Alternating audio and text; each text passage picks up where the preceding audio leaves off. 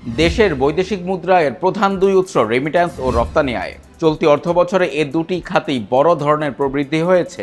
এর মধ্যে রেমিট্যান্স প্রবৃদ্ধি হয়েছে প্রায় 28% আর প্রায় 10% প্রবৃদ্ধি হয়েছে রপ্তানি আয়ে। তবে প্রধান এই দুই উৎসের উচ্চ প্রবৃদ্ধিও দেশের বৈদেশিক মুদ্রার রিজার্ভ বাড়াতে পারছে না।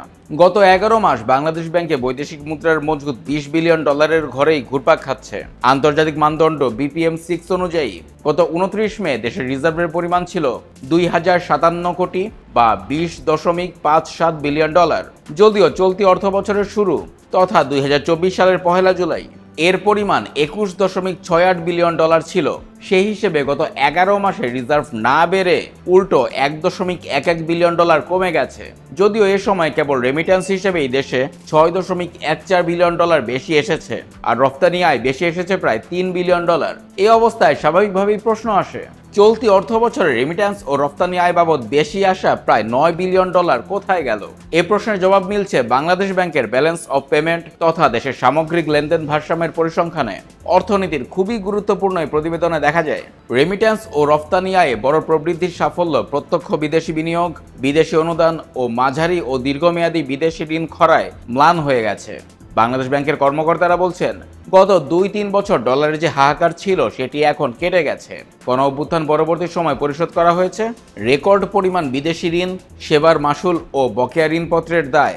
এ কারণে রেমিট্যান্স ও প্রবাসী আয়ে বড় প্রবৃদ্ধির পরও রিজার্ভ বাড়েনি। তবে গত 3 বছরে যেভাবে রিজার্ভের ক্ষয় হয়েছিল সেটি বন্ধ হয়েছে। চলতি জুনে দেশের রিজার্ভ অন্তত $3 বিলিয়ন বাড়বে বলে আশাবাদী বাংলাদেশ ব্যাংকের নির্বাহী পরিচালক ও মুখপাত্র আরিফ হোসেন খান। বণিক বার্তাকে তিনি বলেন, IMF, বিশ্বব্যাংক, ADB, জাইকা সহ বিভিন্ন দাতা সংস্থার কাছ থেকে চলতি মাসে $3.5 বিলিয়ন ঋণ সহায়তা পাওয়ার কথা রয়েছে। এ ঋণ যুক্ত হলে রিজার্ভে বড় উন্নতি হবে। গত 3 বছর জুড়ে ডলারের যে সংকট ছিল সেটি এ মুহূর্তে পুরোপুরি কেটে গেছে। অতীতের যে কোনো সময়ের তুলনায় গত 11 মাসে আমরা বেশি বিদেশি ঋণ ও বকেয়া দায় পরিশোধ করেছি। এ ঋণ পরিশোধ না করা হলে রিজার্ভ আরও 3 থেকে 4 বিলিয়ন বেশি থাকতো। রিজার্ভের উন্নতি না ঘটলেও রেমিট্যান্সের বড় প্রবৃদ্ধির উপর ভর করে দেশের বৈদেশিক লেনদেনের ভারসাম্য স্থিতিশীলতায় ফিরেছে।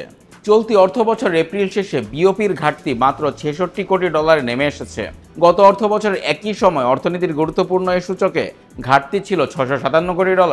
বিওপির ঘাটতি হলে সেটি দেশের বৈদেশিক মুদ্রার রিজার্ভ থেকে পূরণ করতে হয়। আন্তর্জাতিক বাণিজ্যের গুরুত্বপূর্ণ এই সূচকে বড় ঘাটতির কারণেই 2021 সালের অগাস্টে $48 বিলিয়ন উন্নীত হওয়া রিজার্ভ পরবর্তী 3 বছরে অর্ধেকে নেমে আসে। তবে বিওপির ঘাটতি কমে আসায় বাংলাদেশ ব্যাংকে এখন আর মজুদ থেকে ডলার বিক্রি করতে হচ্ছে না।